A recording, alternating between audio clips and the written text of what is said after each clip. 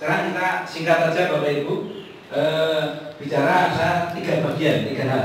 Yang pertama Bapak Ibu, tentang evaluasi kegiatan pembelajaran di masa tanggal darurat kemarin, yaitu mulai tanggal 23 Maret sampai dengan akhir semester kemarin, akhir tahun pelajaran kemarin. Bapak Ibu, sebelumnya kan tanggal 19 Maret, tanggal 20 Maret, ini KBR tatap muka biasa nih Bapak Ibu. Gitu. Ujuk-ujuk dino Senin tanggal 21 langsung kegiatan harus dilaksanakan dengan pembelajaran jarak jauh. Siswa BDR dari rumah, belajar dari rumah. Kemudian guru itu 50% melaksanakan tugas dari sekolah, 50% dari rumah. Pada waktu itu Bapak Ibu, sama sekali kok Bapak Ibu guru belum pernah dibekali tentang pembelajaran jarak jauh. Betul? Belum tahu Bapak Ibu. Kecuali yang tahu dari dosen UT ya. Dina pernah dari dosen UT. Itu kan memang itu disiapkan pembelajaran jarak jauh. Tapi kalau kita guru-guru yang belum pernah untuk mengajar jarak jauh atau di UT, ya artinya ya kita minim, nggak tahu gitu. Sehingga Pak Guru juga banyak yang bingung. Kudunya, karena Pak Gubernur kan menyampaikan harapannya dengan PJJ itu pembelajaran online, pakai media aplikasi, ada JB Classroom, ya, Jogja Belajar, ada rumah belajar, ada ruang guru, ada pakai Zoom, ada pakai juga dengan Google Classroom dan sebagainya dan sebagainya. Harapannya seperti itu. Tapi kalau di Bantul yang mengelola anak-anak SD, SMP, TK itu beda dengan yang provinsi. Kalau provinsi kan tangannya sangat gede-gede, SMA, SMK. Barangkali sana dari segi sarana tidak masalah. Barangkali anak-anak itu sudah pada punya laptop, ya lain mesti dicekli Android gitu. Tapi kalau di SD Bapak Ibu, banyak Bapak Ibu yang anak-anak itu tidak punya fasilitas itu. Bahkan orang tua mungkin hanya punya HP aja, HP yang itu khusus untuk telepon atau SMS itu saja. Sehingga tidak bisa untuk kaitannya dengan kegiatan-kegiatan yang pembelajaran online yang dicanangkan oleh Pak Gubernur. Nah, sehingga guru-guru udah bingung. Wah, sebetulnya ini, nah Senin itu berapa jam Pak biasanya? Berapa jam pelajaran? 7. Ada yang biasanya sebelumnya. Ada 7, 8, ada yang 9 jam pelajaran Senin ini. Nah, ya kan? Nah, bisa 9 jam pelajaran. Jam itu tekan jam loro atau bahkan setengah telu. Nah, materinya bisa jadi mata pelajarannya 5 tadi satu hari. Nah, ketika PJJ langsung sebetulnya pun Pak ini Pak Kepala Sekolah ini kalau kata cetol, sebetulnya dilaksanakan saja. Nah, gurunya bingung Bapak Ibu, sebetulnya naik tugas. Sehingga Pak satu hari itu tugas semuanya. Maka yang 5 tugasnya juga 5. Lah muridnya bingung, wah ini harus mengubah ini, harus mundur ini, harus kemudian harus cari referensi ini dan sebagainya. Sampai kalau bapaknya, muridnya bingung, bapaknya ya tambah. Wah ya orang tua mau lebih ya, ini yang oleh guru ini bapak kan buka Google, wah ini semuanya untuk nanti dilaporkan, nanti segera lewat email itu apa? Sehingga Pak, ini Bapak Ibu pengalaman pertama. Ketika kita melaksanakan pembelajaran di masa darurat tanggap darurat kemarin. Nah, kemudian Bapak Ibu, masih lagi Bapak Ibu, ini kemarin itu DPR itu mengadakan pansus Bapak Ibu, ada pansus DPRD itu disampaikan ada sekitar 3% murid-murid itu tidak bisa terjangkau oleh PJJ atau loss control, lepas kendali. Nah, saya tanya, Mas, dengan ngajar kelas berapa? TU Pak. Oh TU, dengan kelas 9. Yang ngajar kelas 7, 8, dengan kelas berapa? 7 ngajar apa? Matematika kelas 7. Pinten kelas pinten rombel? 5 rombel, ya 5 rombel kira-kira 30 gitu. 150 7. Oh 160 man. 160 itu saya betul-betul dia itu tidak punya HP, ada enggak? Ada ya. Nah, terus ketika dia pelajaran bagaimana kegiatannya? Ada anak yang minta saya ke sekolah, Datang ke sekolah ya? walaupun dengan protokol kesehatan cuma 1 jam. Ya, oke. Ada juga yang sementara pinjam HP orang Oke, terus ya. Ada nggak guru yang mendatangi ke rumah siswa? Ada. Ada. Guru apa? Pelajaran apa? Saya juga. Mendatangi murid juga? Dan ya Bu? BK ya? BK mendatangi murid ya? Betul, seperti itu.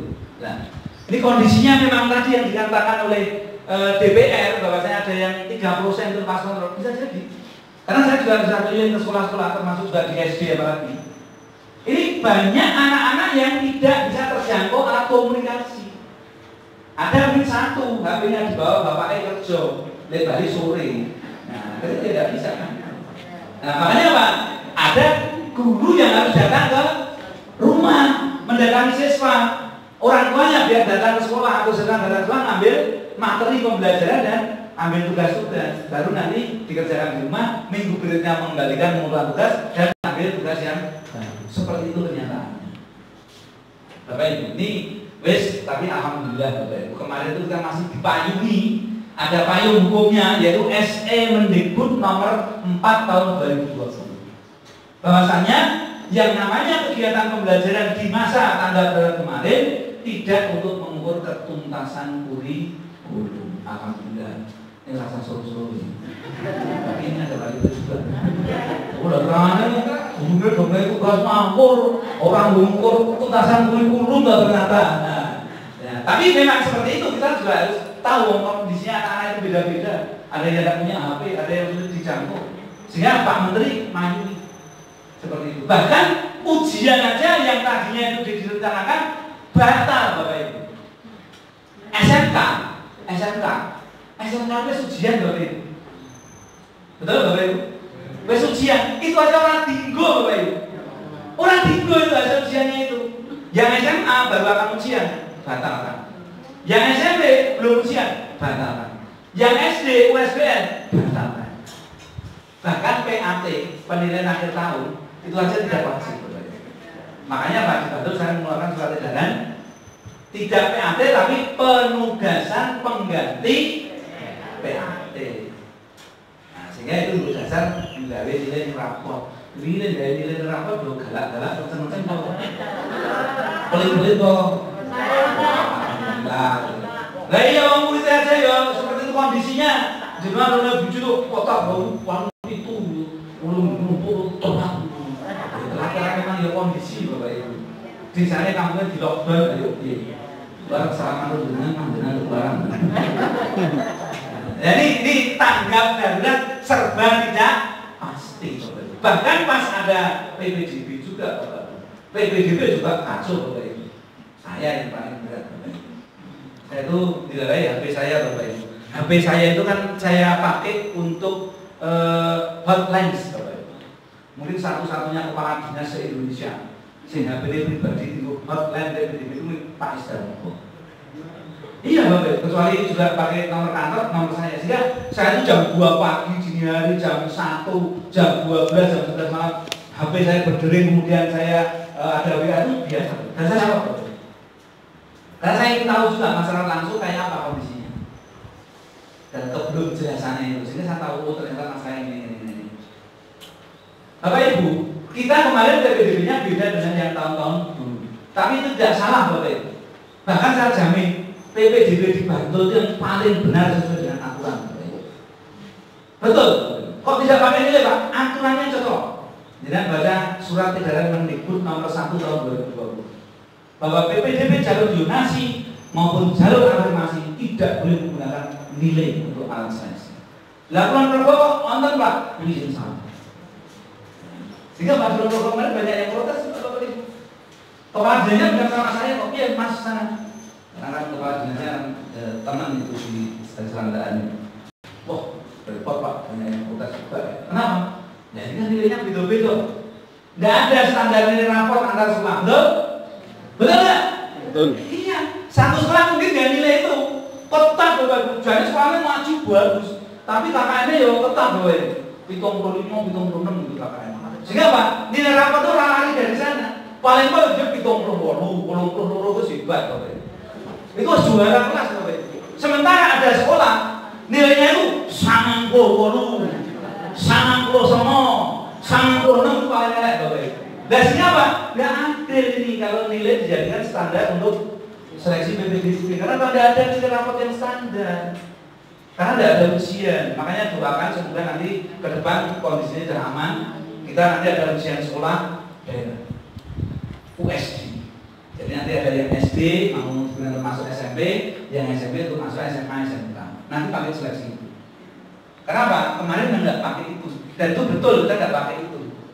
Dan Pak Menteri memang bola-balik menyampaikan sejak zaman Menteri Pak Muhammad Nuh itu pada waktu akhir periode itu diganti Pak Anies Baswedan beberapa waktu, diganti lagi Pak siapa?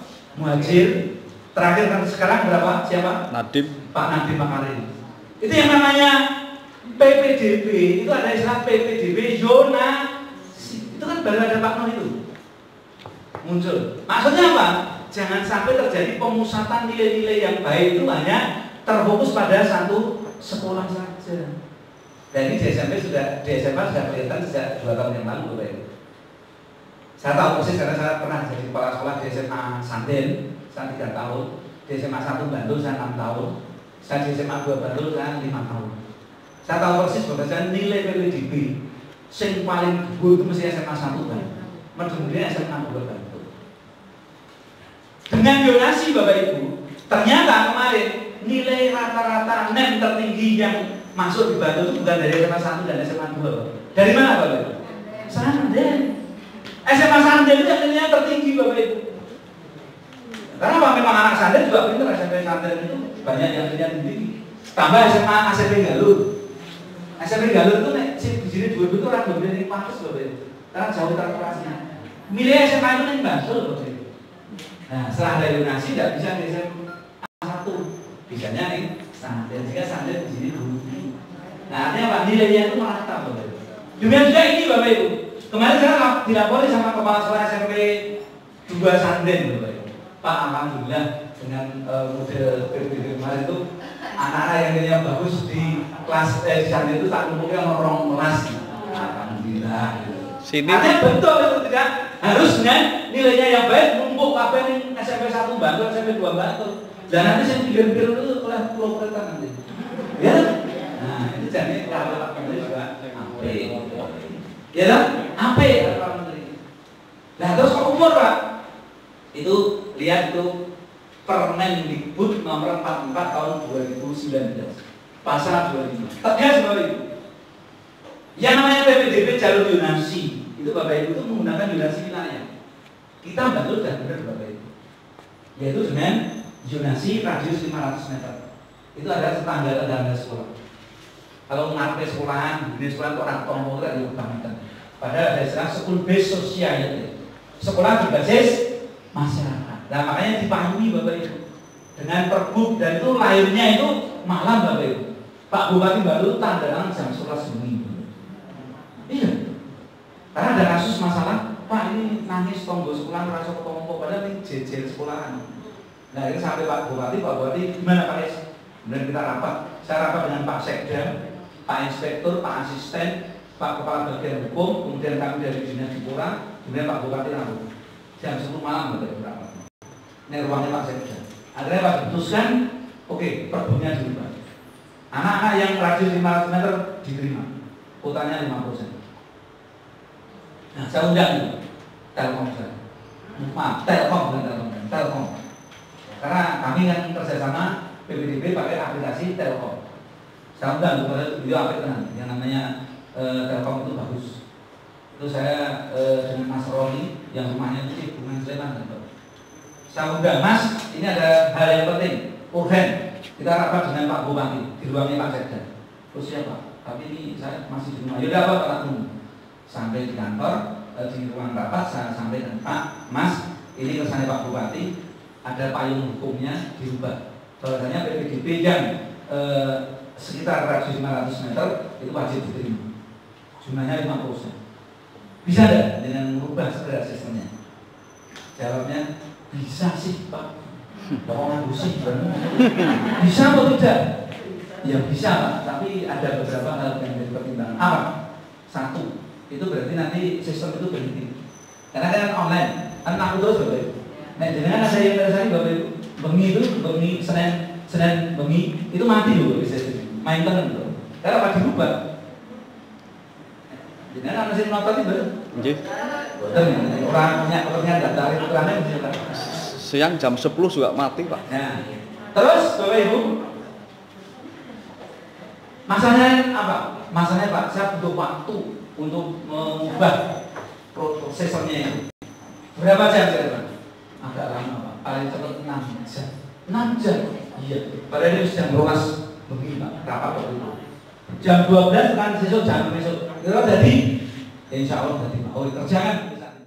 Beban belajar peserta didik dinyatakan dalam jam pembelajaran per minggu. Nah, seperti saya, itu kan 3 jam.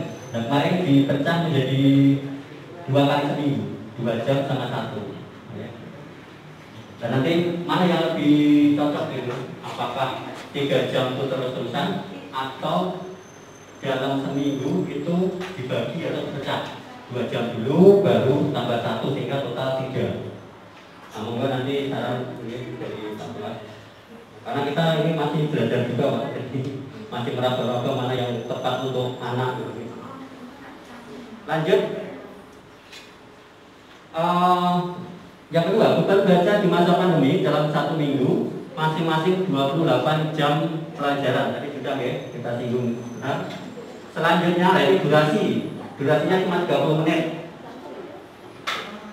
Selanjutnya dalam 1 hari kegiatan belajar mengajar berlangsung selama 4 jam atau 4 kali 60 menit ditambah kegiatan literasi dan pendalaman ketakwaan. Ini yang kita belum punya konsepnya ini ya. Literasi sama pendalaman ketakwaan karena ini masih meraba-raba seperti apa gitu. Ini pengalaman baru dan belum bisa membuat konsep yang tepat. Selanjutnya untuk kriteria penilaian KKM, ya. KKM per KD, nah ini Bapak Ibu sudah mengubah ya. Jumlah skor total setiap aspek dibagi jumlah total aspek atau 3 ya. Ada kompleksitas, ada intake, sama satu lagi daya dukung. Nah dia ini skala untuk penilaian KKM kita. Nah karena di SMP Bawaslu menerapkan satu model KKM, ya, jadi kita lihat dari modusnya, dari jumlah 11 mapel itu yang paling banyak apa? Nah di SMP Bawaslu itu paling banyak adalah 70, ya, KKM 70, sehingga kita bisa mengatakan bahwa semua mata pelajaran adalah 70. Oleh karena itu kita menentukan intervalnya, ya, nilai maksimum dikurangi oleh nilai KKM kita dibagi 3 menjadi 10. Jadi nanti di aplikasi rapot atau e-rapot maka intervalnya jarak bawah sama atas itu adalah 10. Lanjut. Nah ini adalah KKM di sekolah kita. Ya. Semuanya ya hampir sebagian besar 70, yang 75 itu pendidikan agama, prakarya, dan bahasa Jawa ya. Ada 3 yang 75, sehingga total rata-rata nilai KKM kita adalah 7. Terima kasih kepada Bapak Joko yang telah menyampaikan uraian dari topik kita, di mana kurikulum saat ini sudah disampaikan oleh Bapak Joko. Secara keseluruhan sudah memenuhi kriteria, walaupun ada 1-2 hal yang terlewatkan, tapi nanti soal saat tertulis, sehingga nantinya akan menjadikan dokumen kita yang sempurna, mendekat sempurna minimal ini bisa kita gunakan sebagai pedoman dalam pembelajaran di tahun 2020-2021. Bapak Ibu Guru dan semuanya yang hormati, kita tahu bahwa tadi disampaikan oleh Bapak Prandas bahwa kita tahun pelajaran ini kita masih terus belajar jarak jauh. Yang perlu digarisbawahi bahwa kita semua Bapak Ibu Guru kita tetap hadir di sekolah, jadi kita tetap bekerja di sekolah, sedangkan anak-anak belajarnya di rumah. Nah itu yang memang bagi kita merupakan suatu hal yang baru, sehingga mau tidak mau kita harus menyesuaikan, karena minimal kan kita sampai tahun semester 1 ini kita masih tetap belajar. Dan anak pembelajaran jarak jauh. Nah untuk itu tadi sudah disampaikan Pak Heru bahwa kita ada pelatihan yang untuk pembelajaran jarak jauh, di mana itu nanti akan membantu kita untuk penagihan ke anak-anak kita. Ya.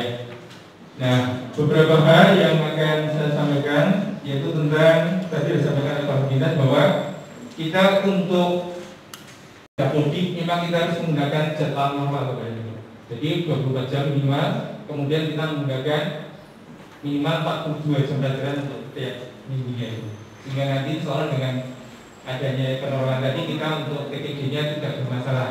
Karena nanti yang kalau kita temukan yang pada kondisi COVID, saya kira akan bermasalah. Jadi untuk itu mohon untuk yang di COVID dahulunya kita sesuai dengan yang keadaan normal. Namun untuk pelaksanaannya kita menggunakan kondisi darurat tadi, di mana kita hanya memiliki 20 jam pelajaran per minggu. Nah, dalam hal ini tadi Bapak Joko mengatakan bahwa untuk 1 jam pelajaran kalau 30 menit itu memang betul Bapak Ibu, kita baru ngabsen sudah selesai. Nah, dalam hal ini kemarin Gubernur menyampaikan bahwa 28 JDL ataupun 30 menit itu adalah minimalnya Bapak Ibu. Jadi boleh kita menambah. Misalkan kita buat yang 40 menit, ya. Karena kalau kita hitung 40 menit saja, itu kan kita dalam satu hari baru menggunakan 160 jam, sama 160 menit. Berarti kan kita masih sisa waktu 80 menit. Nah, berarti apalagi kita cuma 30 menit, berarti kan kita banyak sisa waktunya. Nah, untuk itu kita bisa menggunakan 40 menit saja. Jadi kita perlu bayar jam ini karena dari edukasi kemarin mengatakan 30 menit itu adalah minimalnya. Jadi kita diperbolehkan begitu. Yang jelas hal tadi tidak terlalu memberatkan pada anak-anak dan juga bapak ibu guru. Karena dalam kondisi seperti ini jangan sampai kita itu terlalu lelah sehingga nanti imunisasi kita menjadi menurun. Jadi sekali lagi yang kita makan sekarang adalah kesehatan. Kemudian yang lebih terjadi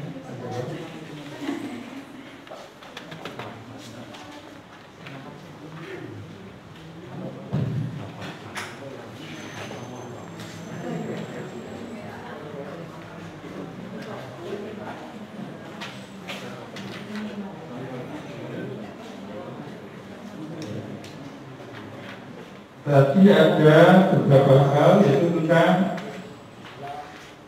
pembelajaran kenaikan kelas, yaitu nanti bila mana harus kita lihat juga tentang pada masa pandeminya bagaimana. Ini kan kalau kita kriteria kelulusan dan kenaikan kelas itu kan masuk pada kondisi normal semua Pak.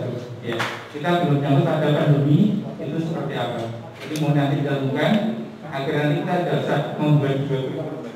Ya, jadi nanti cuma satu kurikulum tetapi juga bisa mengambil pada kondisi normal dan juga pada masa pandemi sehingga kita tidak perlu dua. Kemudian